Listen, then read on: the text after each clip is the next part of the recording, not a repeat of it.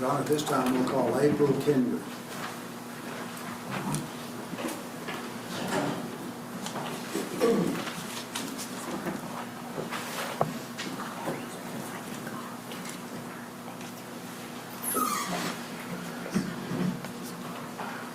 Judge, can we move these wraps here?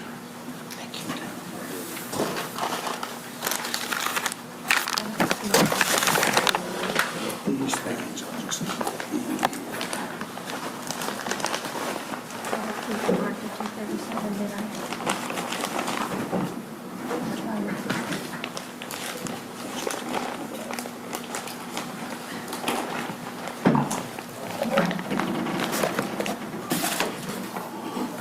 Raise your right hand and be sworn in. Do you solemnly swear or affirm the testimony you're about to give will be the truth, the whole truth, and nothing but the truth to help you God? I do. That's it. Ma'am, as you're probably aware, the witness rule is in effect. You can only be here while you testify. You can't speak to anyone other than the attorneys for the trial, so you may proceed. Thank you. Will you state your name, please?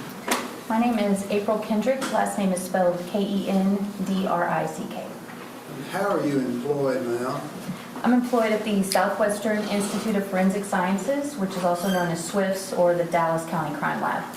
And how long have you been employed there? I've been there a little over 13 years. And do you have any specialization that you engage in at the Dallas County Crime Lab? I do. I'm a firearm and tool mark examiner. What is a firearms and tool mark examiner? Our main concern is determining whether a particular cartridge case or bullet was fired by a gun that may have been submitted. We also perform mechanical evaluations of firearms that were submitted. I also perform serial number restorations. I examine clothing for the presence of gunshot residue for potential range of fire analysis. And I perform fracture matches as well. And what is your educational background for performing all those duties? I have a Bachelor of Science in Biology as well as a Master of Science in Forensic Science from Sam Houston State University. And do you have any specialized training in firearms examination? I do. I went through a formal training program with SWIFT's that lasted approximately 3 years. As a part of that training, I also trained with the Bureau of Alcohol, Tobacco, Firearms, and Explosives, or the ATF, and that was a year-long training program. As a part of my training, I participated in and successfully completed numerous written, practical, or hands-on exercises, as well as tests. And have you testified as a firearms expert in other courts I have? throughout the state of Texas? Yes, A few or many times? many times. Is it possible for you in your profession to determine if a shell casing, and I may be using the wrong word, maybe cartridge casing, spent shell casing, was fired from a particular weapon? Yes, And you know the procedure for doing that? I do. Have you testified about that procedure on few or many occasions? On many occasions. And is it possible to tell if a bullet or a bullet fragment was fired from a particular weapon? Yes, As long as you have enough identifying characteristics, is that correct? that's correct. Have you performed those examinations many times? I have. Have you testified in court regarding those examinations on few or many occasions? On many occasions. Have you done any work on a case? Well, let me ask you this. You've come to court today on a case with a particular number assigned by the Dallas County Crime Lab. Is that correct? Yes. And what is that case number? The case number that was assigned in our laboratory is IFS, which stands for Institute of Forensic Science, -16-15465. And in relation to that laboratory number, what were you requested to do, and what exams did you perform? I received a firearm. I also received numerous fired cartridge cases, as well as fired bullets and bullet fragments, as well as lead fragments. And the request was a function check of the firearm or mechanical evaluation, as well as comparison of the fired evidence to the firearm that was received.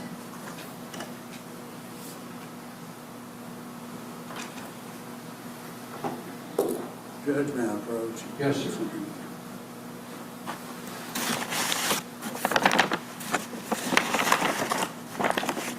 Ms. Kendrick, one thing I'll ask you to do is I'll hand you envelope marked State's Exhibit 24P. Inside, you'll find some different bags. I'll ask you to examine the bags contained in 24P and then tell us if you can identify them.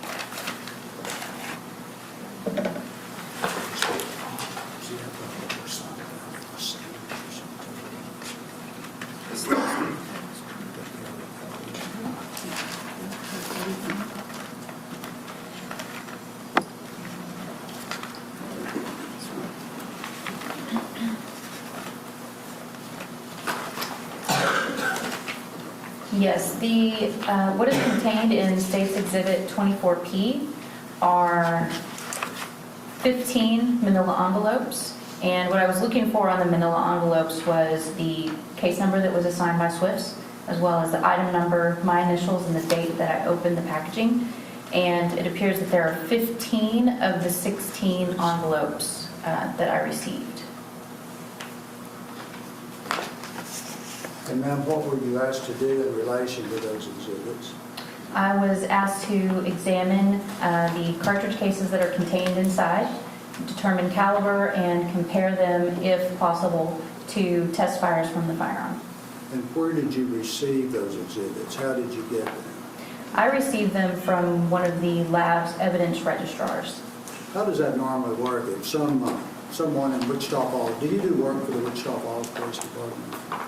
Yes, the lab accepts evidence from any agency that is needing their evidence examined. We're a fee-for-service laboratory.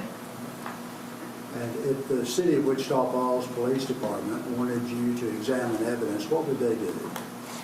They could submit their evidence either by sending it via mail that has tracking information on it, or they could bring it to the laboratory. We have an evidence an evidence lobby at the back of the building where they can come and stick their evidence in a locker, provide us with a submission form, and submit their evidence paperwork, including information about the items that were submitted, as well as what kind of exams they're requesting. And when they submit the items for testing, are you familiar with the chain of custody requirements in the state of Texas? Yes.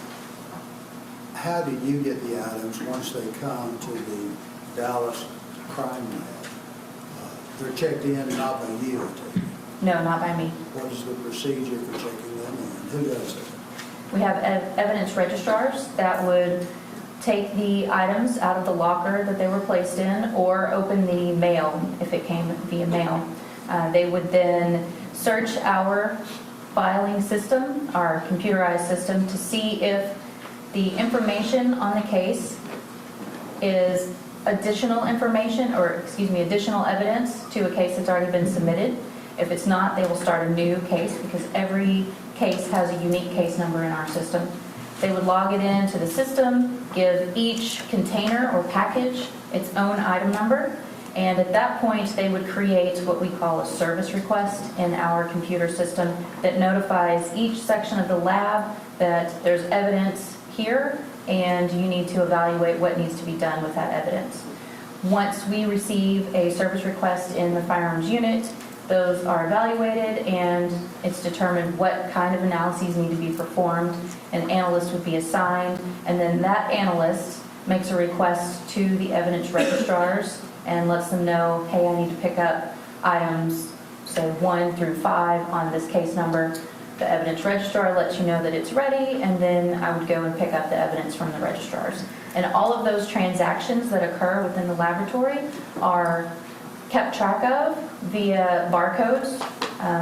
So my badge would be scanned when I'm picking up an item of evidence. I enter a PIN number into our computer system. That's how the computer knows that it's me that's picking it up. And then each item of evidence that I pick up is also scanned, and that's all logged and kept on our chain of custody for internal custody. And was that procedure followed in relation to the exhibits that are in front of you at this time? Yes. And have you somehow made your special markings on each of those envelopes? Yes, the case number is on the envelope, the item number of each item, my initials, and the date that I opened the package.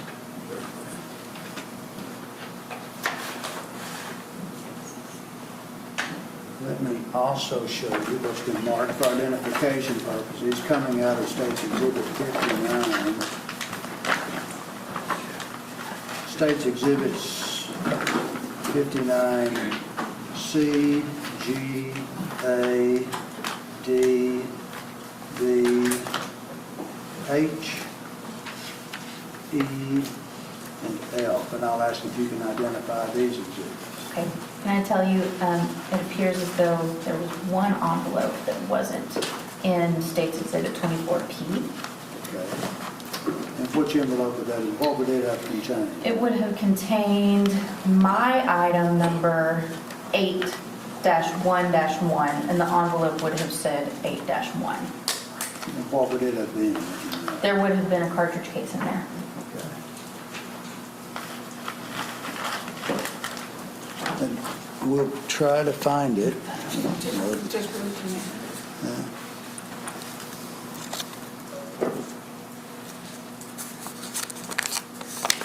Check the alphabetical number and see if they're in sequence.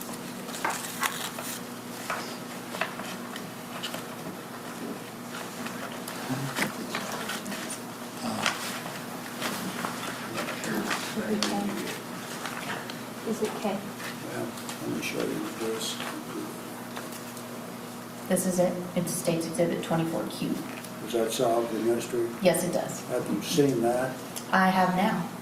Okay. Have you seen it before now? Yes, it does have, I'm sorry, I misunderstood. It has the case number, item number, my initials, and the date on it as well.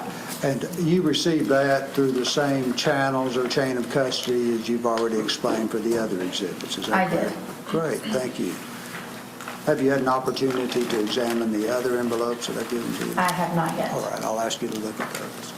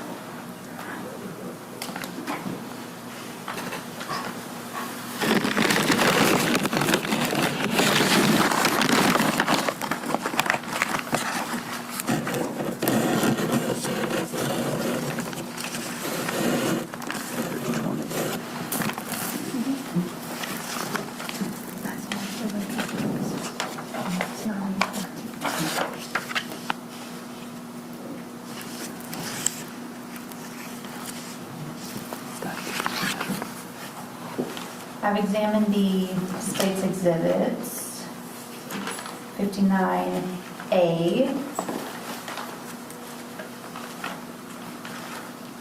59B, 59C,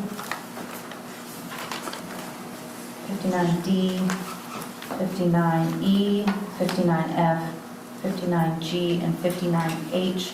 Those are all envelopes that were created by the medical examiner, and I did receive them. They have our unique case number, item number, initials, and date on them, and they contain projectiles recovered at autopsy.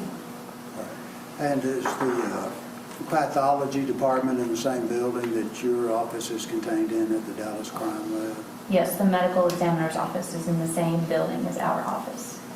And if there's an autopsy performed and some bullet fragments are recovered, are they separated, packaged, and then sent to you if you have already been assigned that case? They would actually, yes, they are packaged, itemized, and then they are submitted to the evidence registrars, just as evidence from another agency would be. So the evidence registrars will then log and keep track of those items of evidence, and then the analyst assigned would request them through the evidence registrars. Okay, so that the chain of custody would be maintained inside your department the same as it is outside the department? Yes. All right.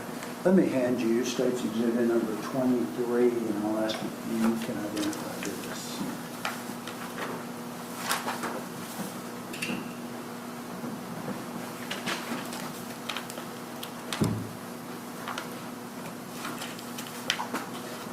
Yes, State's Exhibit 23 is a manila envelope that has our unique case number, item number, initials, and date on it, and it would contain a fired bullet fragment as well as lead fragments. And have you received that? Yes, From where, if you know? from an evidence registrar. And can I double check my notes? I may have actually Take your received time, an please. item. Yes, ma'am.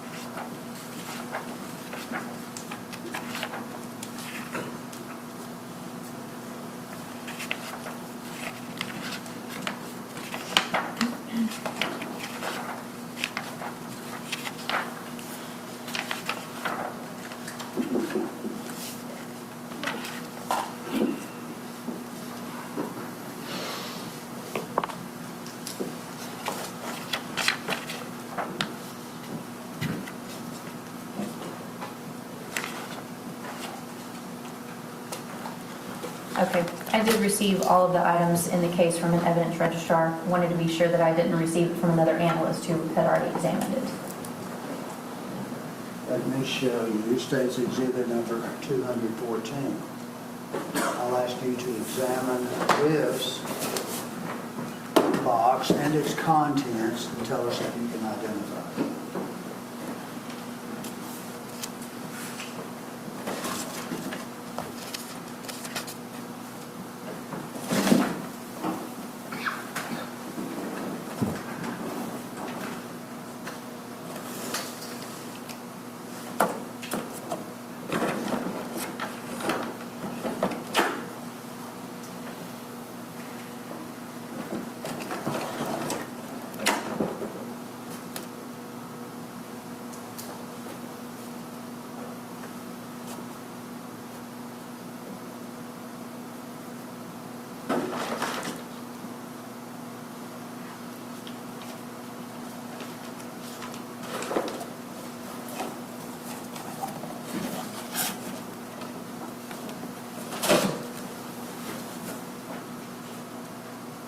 I do recognize State's Exhibit number 214. It's a gun box that contains a rifle.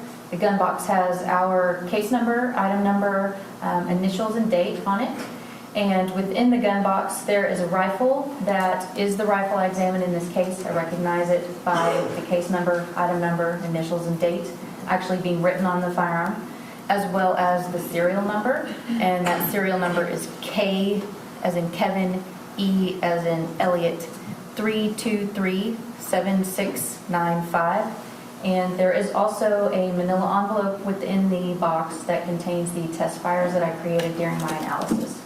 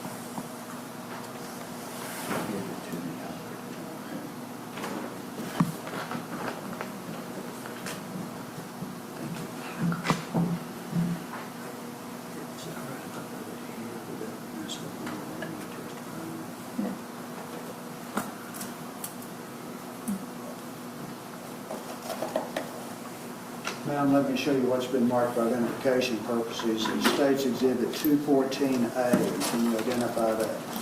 Yes, 214A is a manila envelope that was created within the laboratory, and it contains the test-fired cartridge cases and test-fired bullets that I created by firing this firearm, and used those to compare to the evidence cartridge cases and projectiles that were submitted.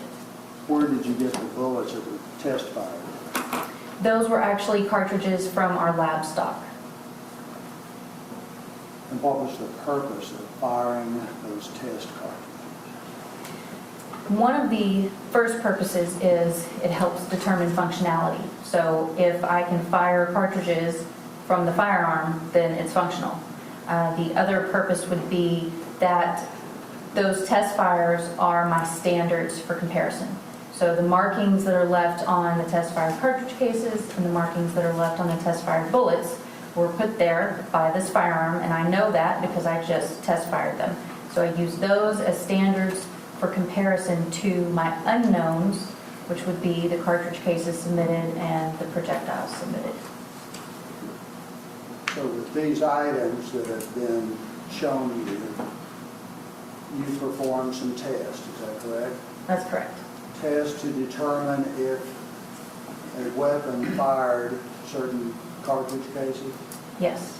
and tests to determine if certain fragments, first of all, fragments were bullets, and if they were, if those fragments were fired from this weapon, is that correct? That's correct. Were those the tests you were asked to perform? Yes. You going to say something else? No, sir. All right. If you want to say something, jump in, okay? Okay.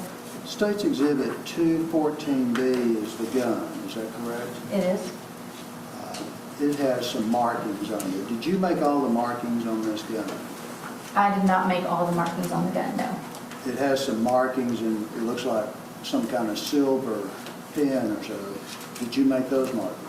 I did not. Who would have made those markings? Those markings were made by the forensic biologist who examined it prior to my examination, and they put the case number, item number, their initials, and the date of their exam, as well as they have multiple places where they marked T1, which would be a sample area as a part of their testing. And the sample area for what type of testing? Serological testing, it could have been for collection of handler or touch DNA, or it could have been just biological collection, and I'm not entirely certain what they swabbed for. It would be fair to say you're not here to testify about any DNA collection or analysis. That's correct. Other than that, can you identify this weapon and the markings on it? Yes, I can. At this time, Okay, you did perform the test you were requested. I did. Judge, at this time, the state is going to offer into evidence State's Exhibits 214, 214A and its contents, 214B,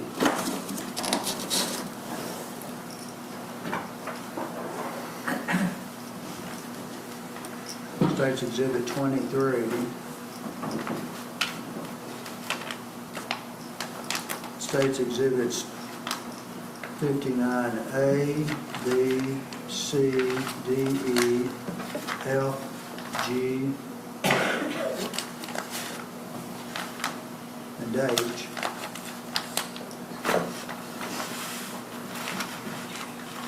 And State's Exhibits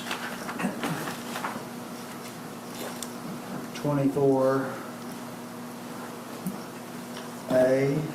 24B, 24C, 24D, 24E, 24F, 24G, 24H, 24I, 24J, 24K,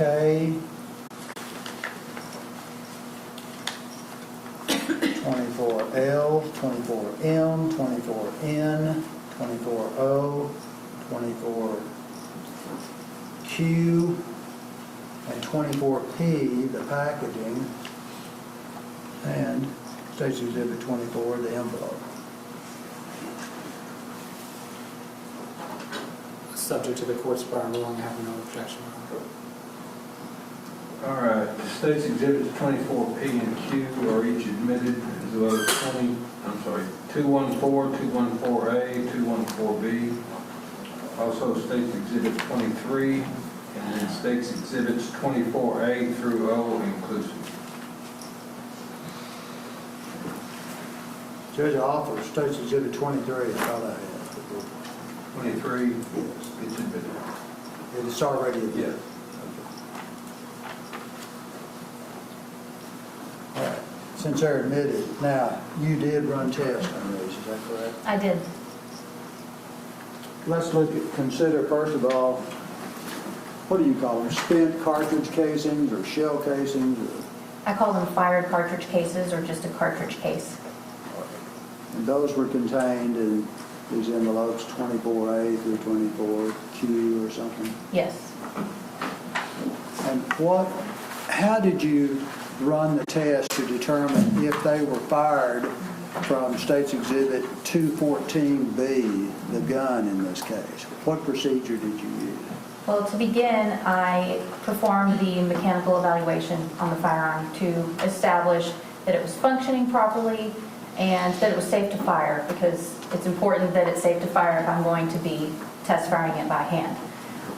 Once that was established, then I marked 2 cartridges from our lab stock, and by marked, I mean I put the case number, item number, information on those cartridge cases, or excuse me, those cartridges, and then performed the test fires. And I have the availability of a water tank that I shoot into, and from the water I can recover the test fired bullets, and from a net that we have around the shooting port I recover the cartridge cases. Those will act as my standards for comparison. I also examined each one of the cartridge cases to determine what caliber they were, and if they are the same caliber of the firearm that I'm comparing, then I will proceed to microscopic comparisons and look at microscopic markings on those cartridge cases. Compare the microscopic markings to the microscopic markings on my test fires. And I do that using a comparison microscope. A comparison microscope is basically 2 microscopes that are linked together by an optical bridge. It allows me to look at 2 items of evidence side by side under the same magnification, and that allows me to compare those microscopic markings and look for patterns between them. And did you use that procedure on each of these spent cartridge casings? I did. To compare with the gun in this case? I did. What were the results of those tests and comparisons? I compared each of the fire cartridge cases received. There were 16 in total. And it's my opinion that those cartridge cases were fired by the firearm that I examined in this case. So all those spent shell casings, spent cartridge casings, whatever, were fired from the weapon 214B, is that correct? Yes, in my opinion. Do you have any way of knowing when they were fired? I do not.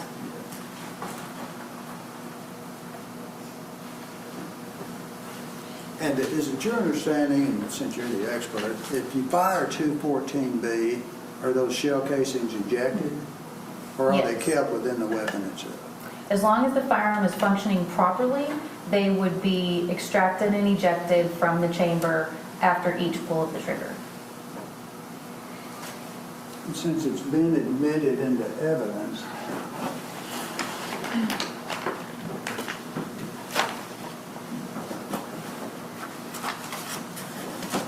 can you take out the weapon, please, and show it to the jury?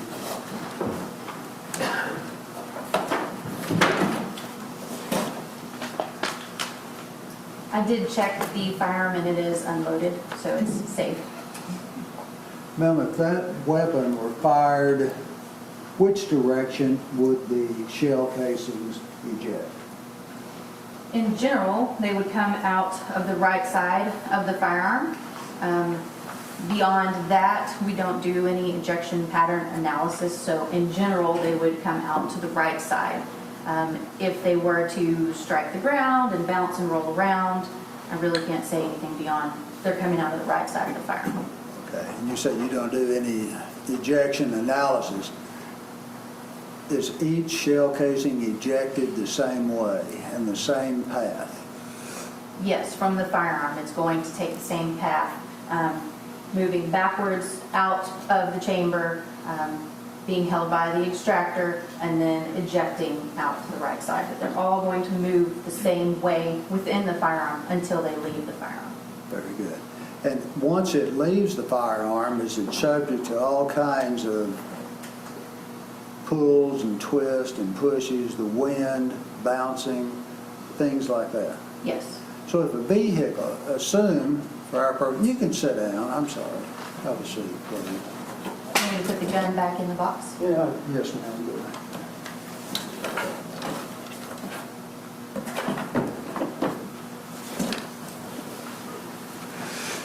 Assume a person is in a vehicle and they have this gun out the window of the vehicle and they pull the trigger. Will all the shell casing go out to the right if they are holding the gun this way? They would leave the gun, yes, to the right direction. But where those shell casings ended up, they would end up in different places. Would that be fair to say, when they finish rolling or whatever? Yes, most likely. Yeah, they don't always land and stay in the same place. That's correct.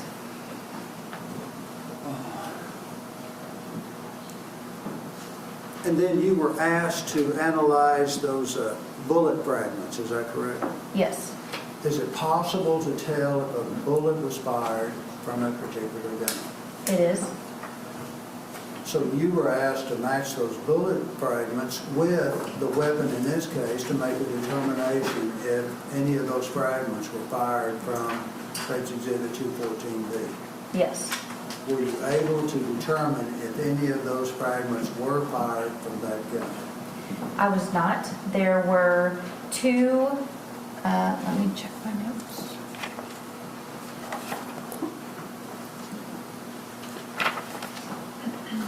There was a fired bullet fragment and one fired bullet that were suitable for comparison. And I did compare both of those to test fires from the firearm. Our results were inconclusive. And what I mean by that is for one of those projectiles, there were not similarities or differences in the patterns of microscopic markings that I was looking at. For me to be able to say it was fired by the firearm or it wasn't fired by the firearm. So I'm inconclusive. I don't know if it did or didn't. For one of the other, for the fired bullet fragment, I did see some similarities in the patterns of microscopic markings, but those similarities were not enough for me to say that it was an identification or that it was fired by that firearm. So again, also an inconclusive result. You said you found two that were suitable for comparison. Yes. What do you mean suitable for comparison? That there wasn't so much damage that I couldn't look at it. It was in a decent shape, and it had enough microscopic markings that I could use for comparison. If a projectile is significantly damaged or it doesn't have enough microscopic markings on it, then I'm not going to be able to compare it to my test standards to make a determination as to whether or not it was fired by a gun.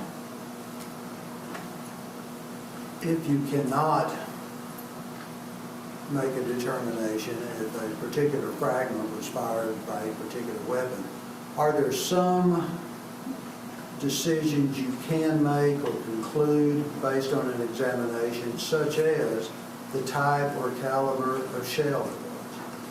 I could determine the type or caliber of the projectile in particular, depending on the condition of the projectile. If it's in a good condition, then yes, I can potentially determine the caliber as well as rifling characteristics. And what I mean by that is when a bullet is fired down the barrel of a firearm, it's going to pick up the characteristics of that barrel of the firearm.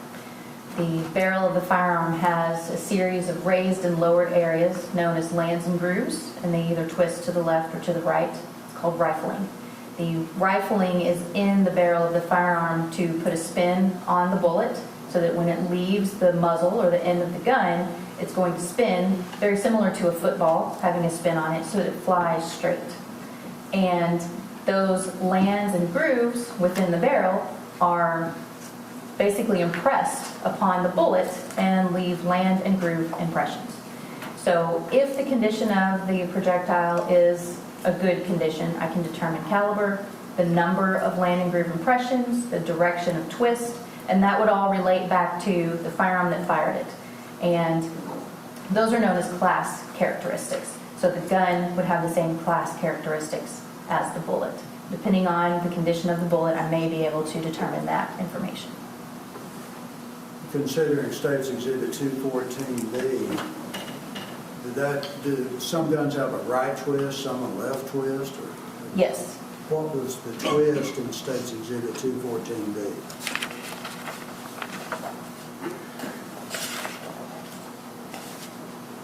It was a right twist. So did you have enough fragments or enough solidity in different fragments to make any determinations if they were fired from a gun with a right twist? Yes. There were, Okay. How many of these fragments were you able to make that determination of?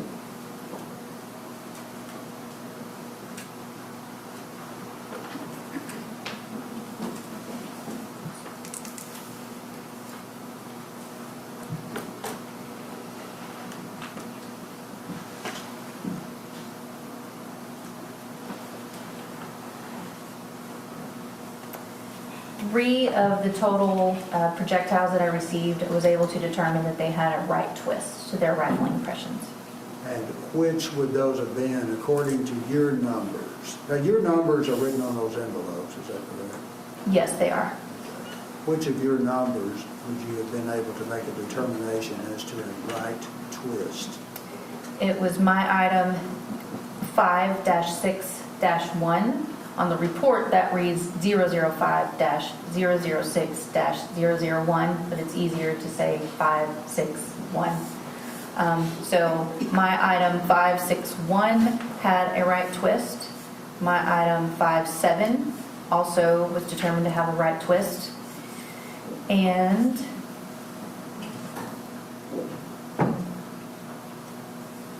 my item 511 also had a right twist.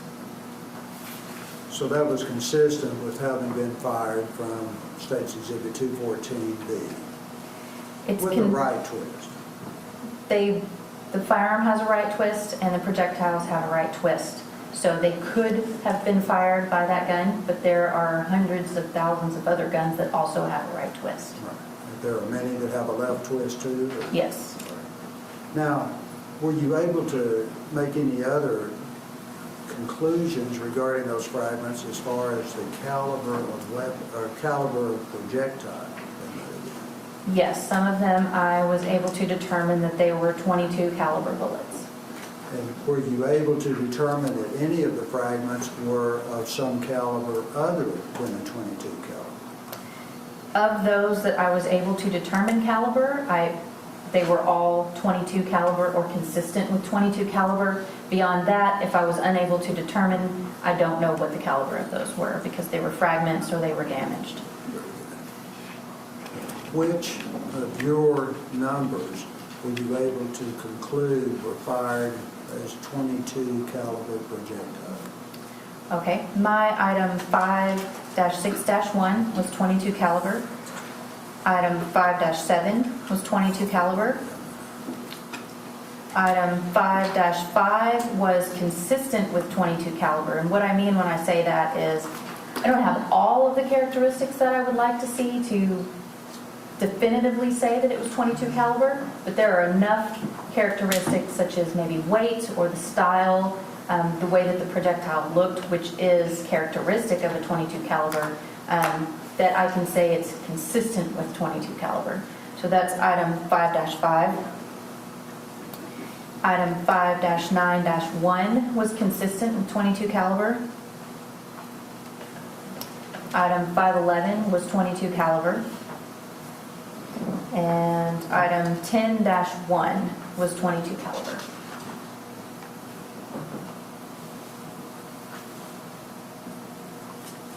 Were there any other conclusions you reached that we haven't asked you about?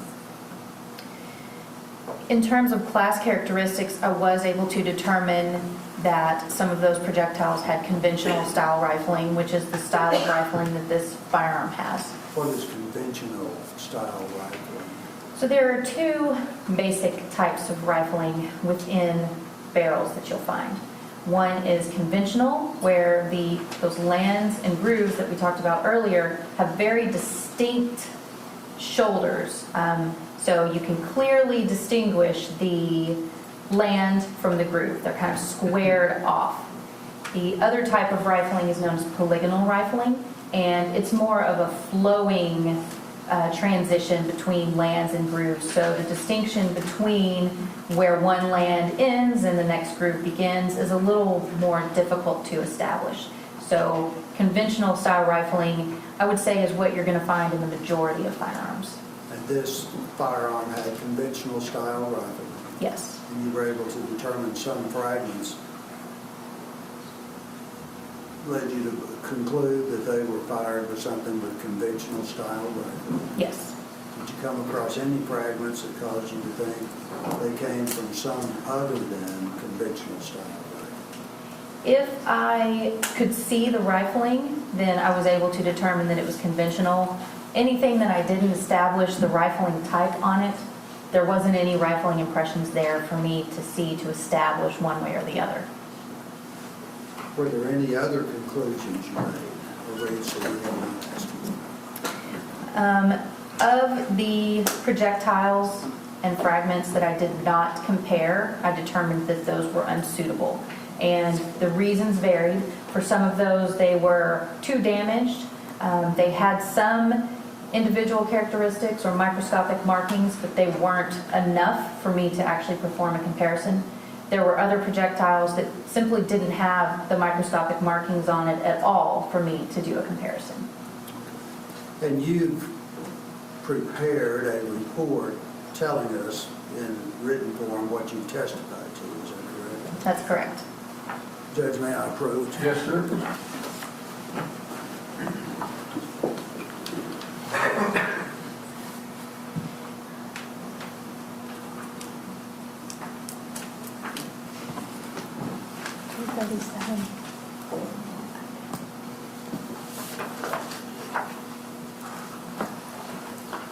Mr. Kendrick, let me show you what's been marked for identification purposes. It states exhibit number 237.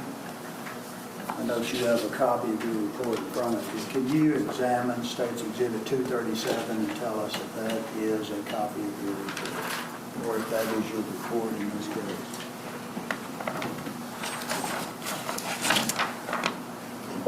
It's something that may be quicker since you're having to go through every page. Is your report that you're comparing, is that something that you could let loose of and we could introduce into evidence? Or had you rather not do that? We can do that, but for purposes of testimony, I would need it until we were finished. Okay. Then what I'm going to do is have your report marked States Exhibit 238. And I will pass you for cross-examination. And when they're through, I will say, we offer into evidence States Exhibit 238. And that'll save a lot of time. You going through multiple pages comparing that. Okay? If that's okay with you. Yes, that'll work. This is a printout from my computer system, so. Very good. Can you do it 238?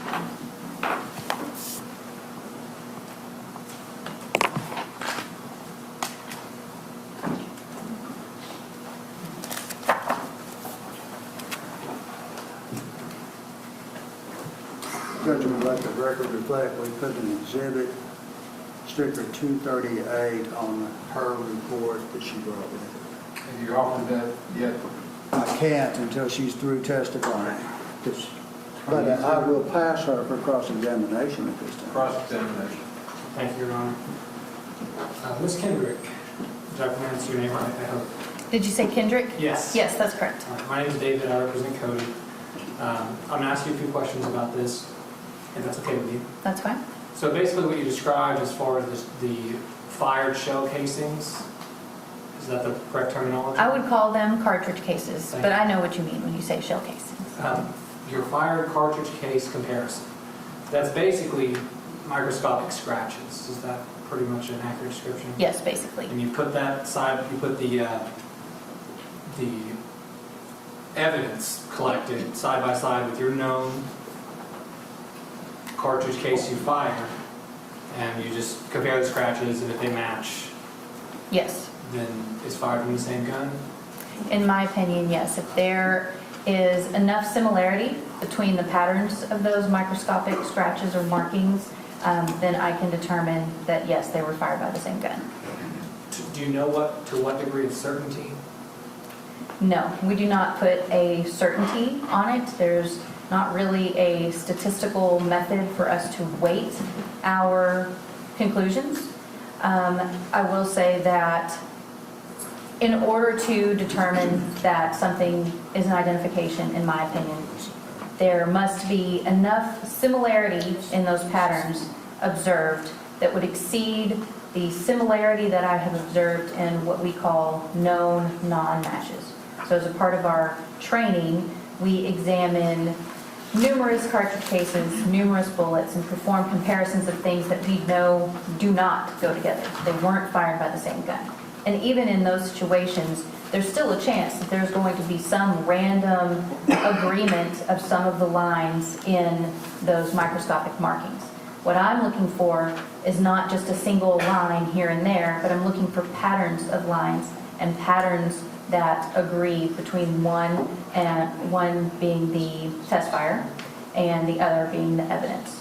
So that's how I establish if something is an identification. And I presume you wouldn't be aware that there were other larger caliber firearms found in the same house that firearm was found? No, Because that wouldn't be relevant to your analysis. not based on the fired evidence that I received, no. And in your opinion, those fired cartridge casings are the same, came out of that same gun as is sitting up there? Yes. All right. Pass the witness. State of offering evidence, states exhibit number 238. And I'll tender it to defense counsel for examination. Your Honor, we have, obviously we believe to be a copy of the same report, and we do have an objection to approach the bench with. All right.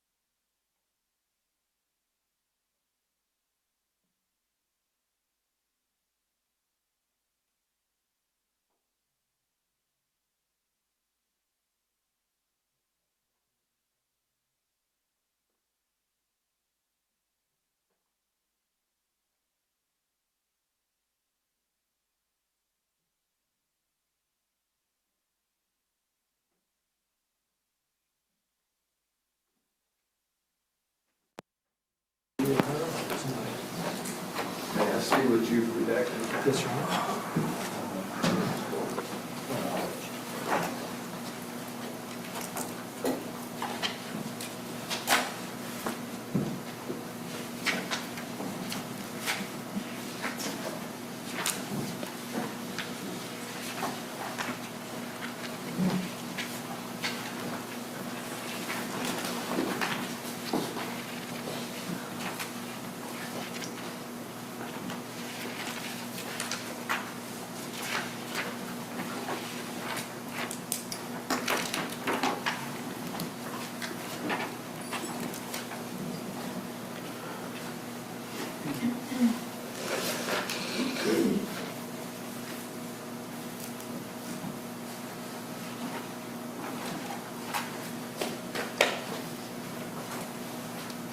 At this time, the state will re-offer State's Exhibit number 238 after it has been redacted. 238 in its redacted form is admitted.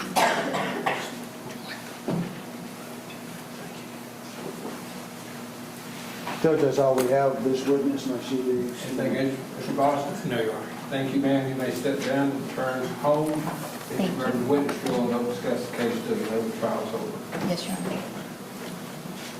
State will recall Kelly Collins.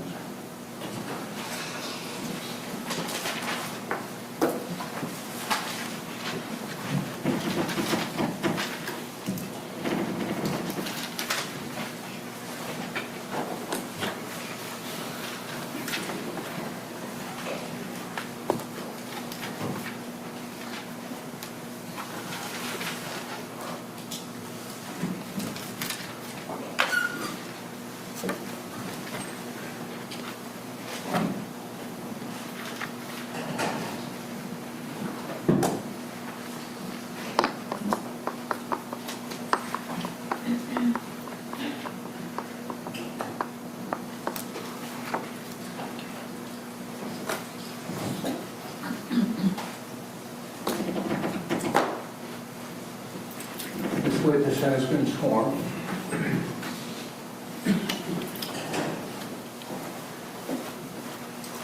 Go ahead, Mr. Poole. State your name, please. Kelly Collins? Same Kelly Collins that testified several times in this case, right? Yes, sir. Kelly, let me show you what's been marked for identification purposes in State's Exhibit 184, and then State's Exhibits 239, 240, 241, and 242. I'll ask if you can identify them.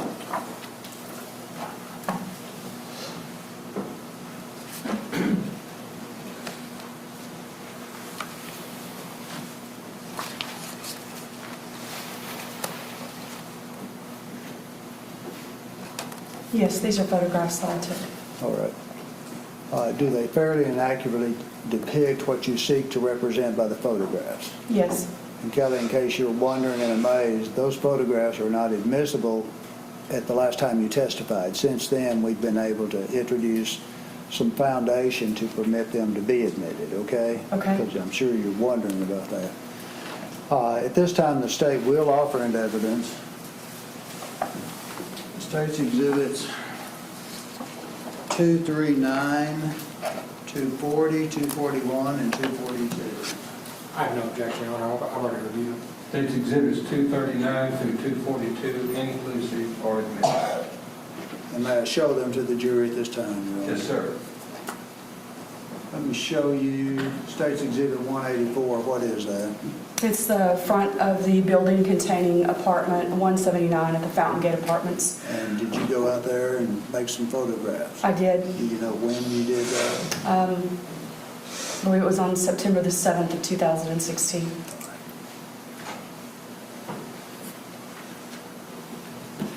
And State's Exhibit 239 is what? That's the front door to apartment 179. And that's the apartment you went in to take photographs. Yes, sir. State's Exhibit number 240 shows us what? That shows the bottom landing of stairs, and then the landing separating basically the first and second floor. It's a studio apartment. So you walk in the front door to the apartment, and you have that first set of stairs, then the landing, and then the second flight of stairs going up to the bedroom. And there are a couple of windows shown in this picture, is that correct? That's correct. Let me show you State's Exhibit 241, and what does that show us? That is standing up at the top of that second flight of stairs, looking down at those two windows. The window on the left would be what I call the westernmost window, and the window on the right would be the easternmost window of that landing. Very good. And State's Exhibit 242 shows us what? It shows the view from the easternmost window looking toward the alley that runs in a east-west direction, the alley that we've been discussing this entire time I've been on the stand. In fact, if someone were looking out the window where you took this photograph, they could see children walking down that alley. I was able to see someone in the alley. I'm sorry? I was able to see someone in the alley when I was photographing these. Okay, you had Taking these no views. problem seeing out there? No, I did not. So, looking at State's Exhibit 241, is 242 looking out this window or this window? The right window. This window here? Yes, sir. Okay, thank you. Yes, sir. That's all I have, and I'll pass the witness. Cross-examination? No questions, Your Honor. Thank you, ma'am. Thank you, sir. We'll call John Gordon.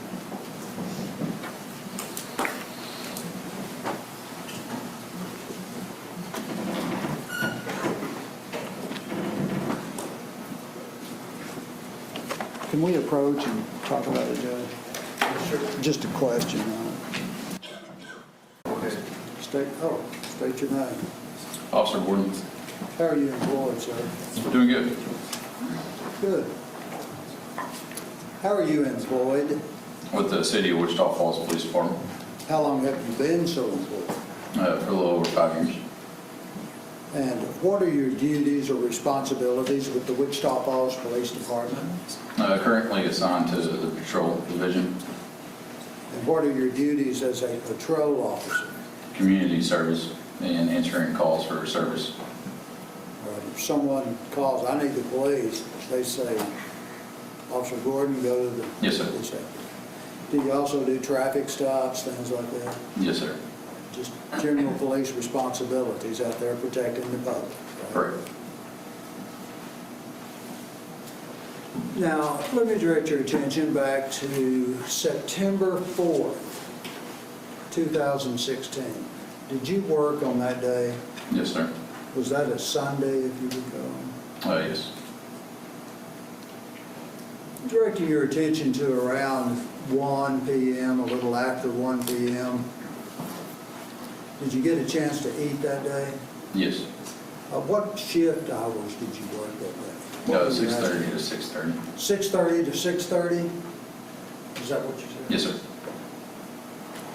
Directing your attention to a little after 1, did anything, had you had a chance to eat lunch?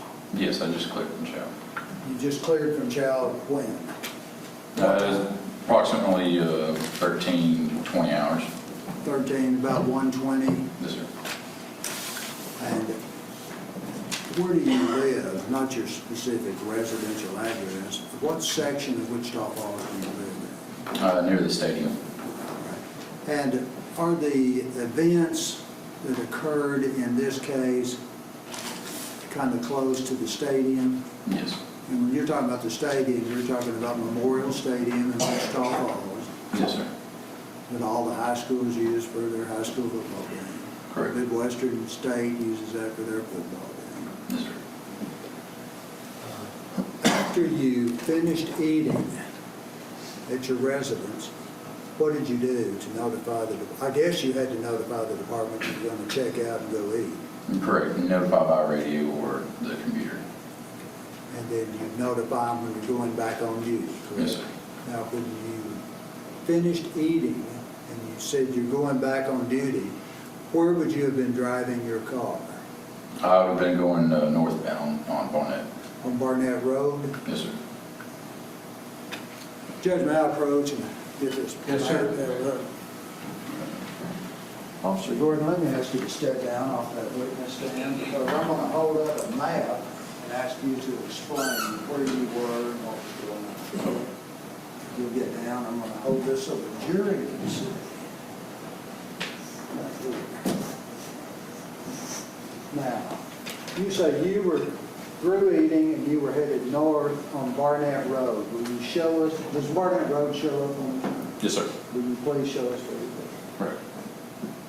live? Okay, you were headed in a northerly direction? Yes, sir. North. That would be toward the. Towards top of the Southwest mountain. Parkway. Did anything unusual occur at that time that causes you to be in the courtroom?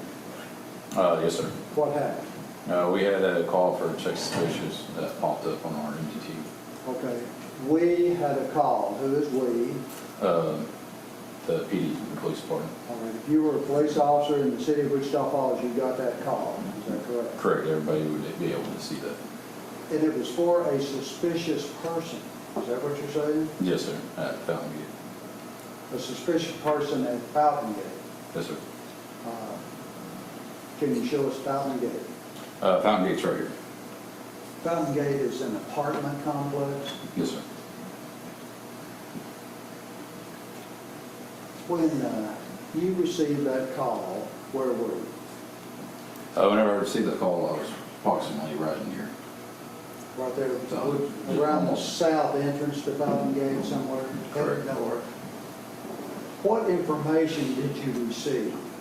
I saw a call pop up for check suspicious at Fountain Gate Apartments, and at that time, I advised the dispatch more information on that call, because I was right in front of Fountain Gates at that time. And did you receive more information? Yes. What information did you receive? They advised that a caller had called in and advised that a white male with shoulder length hair had went into an unknown apartment carrying a rifle in a hurry, and that he was coming back out and getting into a gold auto. Did that description of the individual as well as the vehicle alert you to anything? Yes, sir. What? That morning in briefing, we were advised that a white male with shoulder length, possibly shaggy hair, used a rifle in the murder that was committed 2 days prior to that, and the suspect vehicle was a gold Tahoe. So that kind of fit the description, is that correct? Correct. When you received that information, what did you do? Whenever I received that information, I turned into the north entrance right here. You have a south entrance and a north entrance off of Barnett, and I turned into the north entrance right there. Officer Gordon, I think some of the jurors can't see. I'm sorry. So you turned into the northern entrance to Fountain Correct. Gate Apartments. I know you haven't been in here, you're not supposed to listen to the other testimony if you've listened to any other testimony. No, sir. So if the dispatcher said, if someone called and said, we're here at the Fountain Gate Apartments, and the dispatcher said, we have an officer that just turned in, that conceivably could have been you, is that correct? Correct. Why did you turn into the Fountain Gate Apartments? Because by the time I'd received that information, I'd already passed the south entrance. So you were looking for that vehicle then in the Fountain Gate apartment complex? Correct. When you pulled in, did you drive through the complex and look for the vehicle? No, sir. Why? Because by the time I was turning in, we were getting updated information that the gold Tahoe was going towards Barnett Road. And I was already on the north entrance, and he obviously did not pass me. So the only other entrance he could have gone through was the south entrance. You're told he's headed toward Barnett Road. Yes, From sir. Fountain Gate Apartments, there's a north entrance on the Barnett Road and a south entrance on the Barnett Road. Yes, sir. If you're coming in the north entrance and you didn't see the vehicle, you assume he's going out the south entrance. Correct. Is that what you did? Yes, sir. So what did you do at that time? I turned back around and went back onto Barnett. Where did you turn around? Can you show us on? Yes, sir. Turned around approximately in this area, and went back towards Barnett right there. And when you arrived at Barnett Road, you can go north or south, is that correct? Correct. Which direction did you go? I went north after looking southbound, and I could see pretty far distance down that road, and I didn't see the vehicle. So going northbound, there is a little bit of a steep decline right there, and I couldn't see past that point. So that's the reason why I went northbound. So you could see no vehicle south, although you could see quite a way. Yes. You couldn't see that far north because of a rise in the road, so you went north. Correct. And when you went north and came over the rise, did you see the vehicle you were looking for? Yes, I observed the gold Tahoe. They're right there at Southwest and Barnett Road. All right, here at Barnett Road and Southwest Parkway, Yes, sir. what did that vehicle do after you observed it? After it came to that intersection, it turned eastbound on Southwest Parkway. Headed this way. Yes, sir. What did you do? I let a couple vehicles go by me first, and then I was able to catch up to the vehicle at Trinidad and Southwest. And you say you let a couple of vehicles go by you. Why was that? Because I was in the left-hand lane and the Tahoe was in the right-hand lane, and there was about 3 or 4 cars behind it. So in you the let right-hand those lane. cars clear, and then you made the turn to Yes, sir. follow the gold Tahoe? Yes, sir. Did you have a license number for that Tahoe? Yes, dispatch advised that it was Delta Victor Hotel 6808. All right, you can have a seat. Once you fell in behind that vehicle, were you able to confirm the license number? Yes, sir, at Trinidad and Southwest. So after doing that, what did you do? After doing that, I confirmed the tag with dispatch, and it was the correct tag. So after going another block, Cypress and Southwest, that's when I activated my emergency allowance. And what was the purpose in activating your emergency lights? To have the gold Tahoe to pull over. And did that gold Tahoe pull over? Yes. Where? At the 2711 Southwest Parkway, which is known as our Southwest Plaza. So the vehicle, the gold Tahoe, pulled into the parking lot of a shopping center area, would that be fair to say? Yes, sir. And what did you do? Pulled up behind it, just like I normally do on a traffic stop. And then what did you do? Make contact with the driver. How many people were in that vehicle? Just one. And when you made contact with the driver, did you approach the driver's window or passenger side? What did you do? Driver's side. And what did you do or say when you approached the driver? I made contact with the driver, identified who I was, and got his license and insurance and explained to him briefly why he was being stopped. Okay, so you asked for a driver's license Yes, sir. and he gave it to you. Yes, sir. You asked for a proof of insurance Yes, sir. and you received it. So you went to check it out. Correct. When you approached the driver, did you notice anything unusual about him as far as nervous or casual? He had both hands on top of the part of the steering wheel, and he had it grasped hard enough that the right forearm was actually shaking. Appeared to be somewhat tense. And Would that be nervous. fair to say? Yes, sir. Tense and nervous. What did you tell him then? You asked for the proof of insurance, you asked for his driver's license, he gave him. Did you tell him why you stopped him? Yes, sir. What did you tell him? I just advised him that we received a suspicious call or suspicious person call from Fountain Gate, and your vehicle matched the description that was given to us. Did you ask him if he had any weapons or? Yes, I did. What did he say? He advised me, no, he didn't, and he was already giving me consent to search the vehicle before I even asked for him. So he told you, you can search my vehicle. Yes. You didn't have to ask him anything. No, sir. And then what did you do? Take his driver's license and proof of insurance? Yes, I believe I actually gave his insurance back to him, and then I went back to my car, did a records check, make sure he's cleared all stations, and make sure he's got valid driver's license. And you checked out on that, would that be fair to say? Yes. Okay, and then what did you do? I made contact with the driver again. For what purpose? After making sure he's clear all stations, made contact again to further investigation and also give his license back to him. And was all this recorded on your in-car video?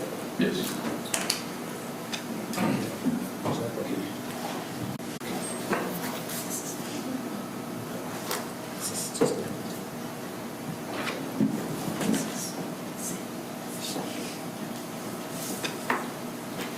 Judge, may I approach how these items? Yes, sir.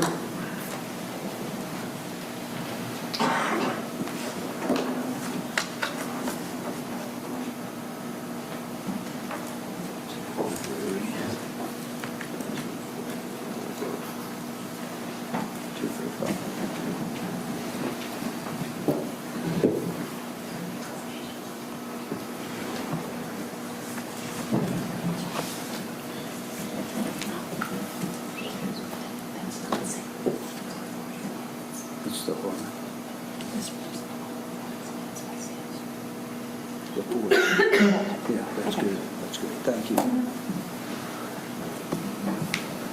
Officer Gordon, let me show you what's been marked for identification purposes, State's Exhibit 243, State's Exhibit 244, and State's Exhibit 245. Now, have you seen these exhibits before?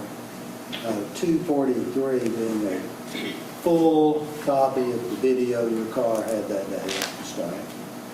244 being a redacted copy that goes through a period of time, a shorter period of time than the entire video. And then 245, which would be a copy of the occurrence in the back seat of your vehicle. Have you seen these? No, I've not seen those DVDs. You have not seen them? No, not the DVDs itself. Okay. Have you seen the in-car video portrayed somewhere? Yes. Where? On my MD2. What's that? On my computer, sorry. Oh, okay. Have you looked at it at the DA's office? Yes. Okay. And when you looked at it at the DA's office, did they throw a disc in the computer and let you see it there? Yes, sir. Okay. If you look at these, can you tell us if these would be true and exact copies then of what you were shown and what you had looked at in your car? Yes, General. And you have a car that has a system in it that just electronically captures audio and video, Yes. correct? And how is that done? How is that recovered from you? It's an L3 communication system. So once we stop the recording, once we get on the back lot of the PD, it then downloads to the server. Okay. And then you can look at it later. Yes, sir. And have you done that many times on other cases? Yes. And have the recordings always been accurate? Yes, sir. Judge, two ways we can do this. I can have him look at it and say, hey, that's what I saw, or I can take a break, he can look at these things, and then tell us. How Yeah, long are those? the original is probably 55 minutes. Which I'm offering, so it's there, but I'm showing one that's probably about 12 to 13 minutes, and then one that's 20 seconds. How do you want to do it? So you're going to need to look at those before he testifies any further about those? Yes, but he can look at it with the court's permission and defense counsel's permission, and well, after he looks at it, he can say that's it, and then I'll offer it into evidence. But I don't want to offer something he can't say is not it right now. All right, ladies and gentlemen, please step to the jury room. Let's do this real quickly, Mr. Poole. Let's stop anything.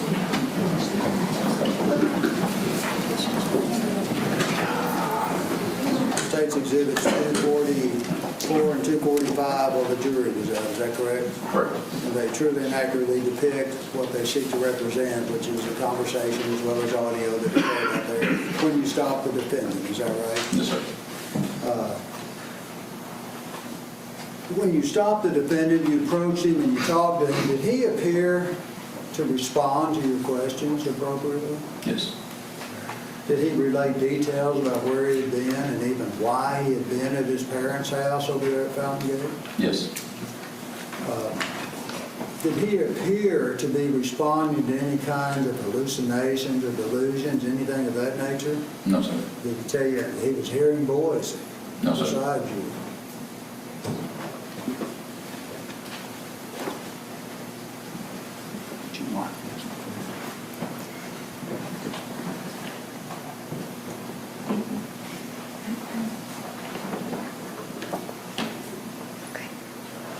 Let me show you what's been marked for identification purposes. State's Exhibit number 246. Can you identify this? Yes, sir. What is it? No, that would be the subject that I stopped that day. Okay. Does he look different in the courtroom today? Yes, sir. Can you point out the subject you stopped back on September 4th, 2016, there in the parking lot at that shopping center? Yes, now he's got longer hair that goes down to his chest and he's wearing a blue shirt.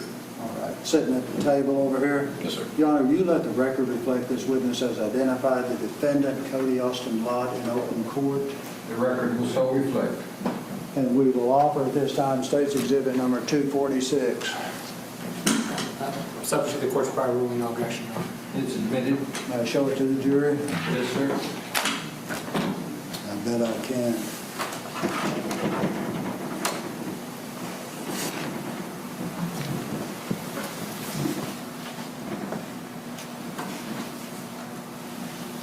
Let me show you what's been admitted into evidence in State's Exhibit 246. Can you identify that? Yes, sir. What is it? It's a picture of Kody Lott. Is that a picture of what he looked like on the day you arrested him? Yes, sir. Somewhat different from today, right? Yes. All right.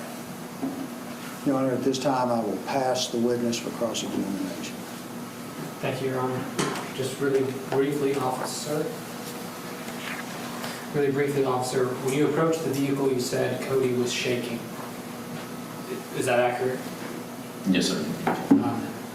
And then he almost immediately suggests that you search his car, While I was speaking with him. very early in the conversation, Yes. before you asked to search his car. Correct. And this is a car that had just been used for a shooting not less than 48 hours before, Possibly, yes. and a car that contained a prohibited weapon. Yes.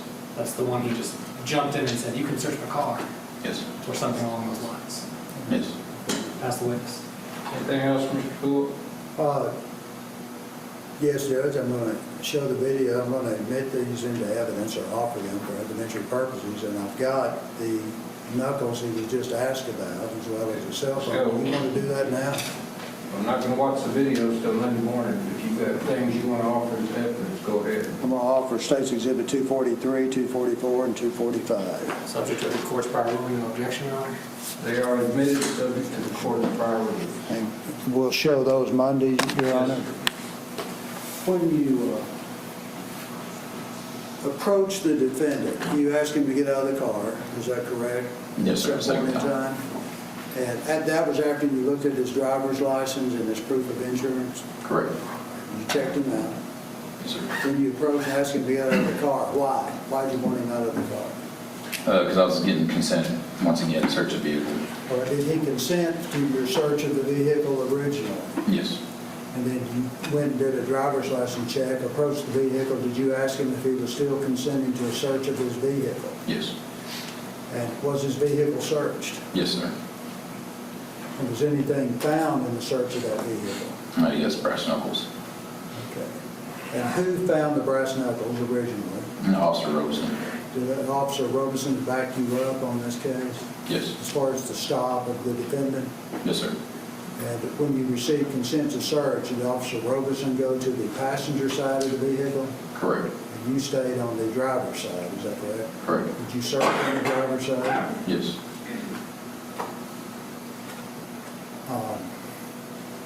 After Officer Robeson found brass knuckles, did he say anything to you?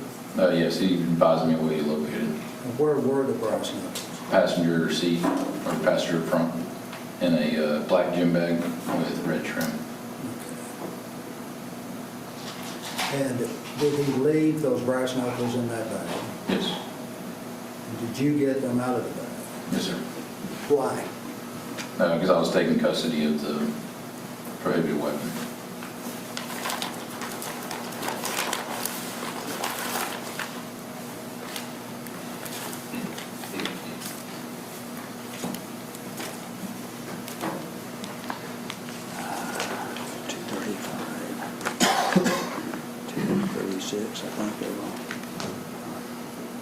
Let me show you State's Exhibit 235,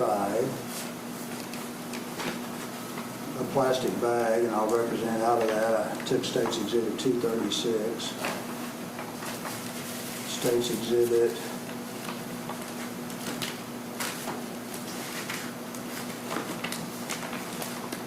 well, this is not marked.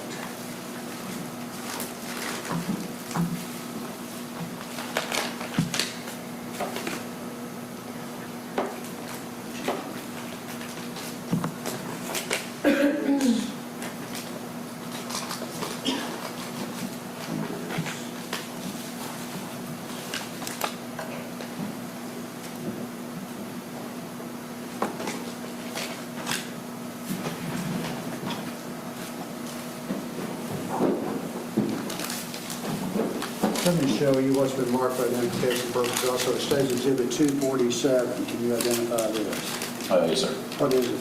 It's an evidence bag that I dated and signed with the evidence. And what was in that bag? The brass knuckles. Okay. I just had the brass knuckles.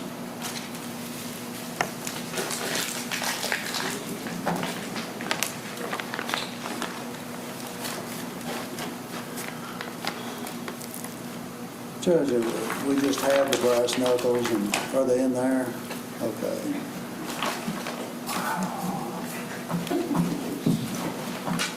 State's Exhibit 236. What is that?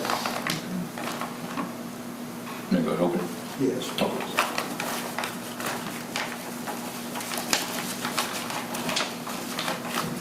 This would be the gold brass knuckles that was in that bag, in the gym bag.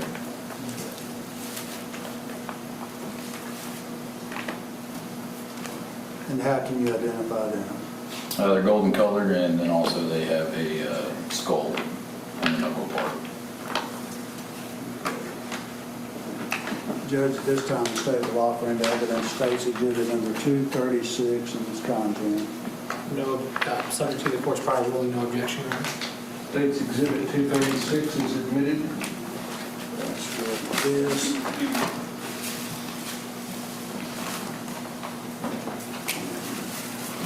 Mark this.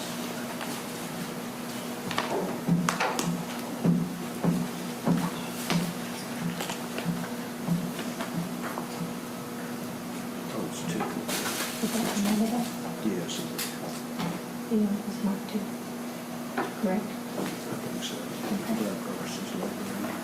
Let me show you what's been marked for identification purposes of State's Exhibit 248 and State's Exhibit 249. Can you identify these? Yes, this was his cell phone that he had on him. Did you see it when you arrested him back on September 4th, 2016? It's part of his personal items, so usually it goes with him to the jail. And I'll show you State's Exhibit 248. What is this? I mean, the case number and item numbers that it was turned in, Okay. The what was turned in. the cell phone. And did you release custody of this cell phone to an Officer Jones? Yes. When was that done? It would have been done at the station. At the police station after the defendant was arrested? Yes, after I arrested him for a prohibited weapon. All right. This time we'll offer an evidence State's Exhibit 248 and State's Exhibit 249. Same note, subject to no objection. 248, and 249 are admitted subject to the prior ruling of the court. At this time, I'll pass the witness for cross-examination. No, Your Honor. Thank you, sir. You may step down and you may return to the trial files. Please don't talk about the case until the open trial is over. Yes, sir. Thank you. Ladies and gentlemen, we're going to recess for the weekend. I appreciate your patience and your endurance today. We'll be in recess with the jury until 9 o'clock, and you'll find me back at the courthouse by 8:45 to 9. Council will be back at 8:30 while the jury's recessed. They'll discuss the case, they'll form and express opinions about the case. Don't watch, read, or listen to any media reports from any source about the case, and be sure you leave your notes in their envelopes with Mr. Costin before you leave. Have a good weekend. I'll see you on Monday. Court's in recess.